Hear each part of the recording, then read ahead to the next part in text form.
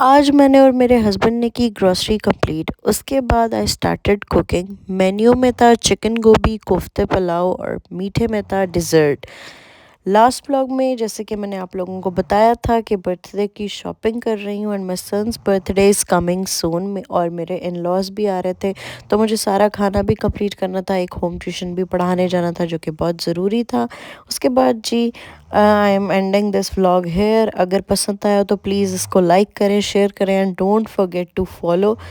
अगर आप मेरे चैनल पर नए हैं तो जल्दी से मुझे सपोर्ट करें और कमेंट्स में बताइएगा कि किस किस को जो है वो कुकिंग करने का शौक़ है और कौन जो है वो खाना बनाना जो है ना बहुत इन्जॉय करता है, क्योंकि मैं तो बहुत ही ज़्यादा इन्जॉय करती हूँ। स्टार्टर में मैंने सर्व किया था सूप, जो कि मैं बताना ही भूल गई। तो सारी कुकिंग अल्हम्दुलिल्लाह मैंने खुद की थी। अगर आप लोगों को वीडियो पसंद आई हो तो give it a thumbs up. Bye bye.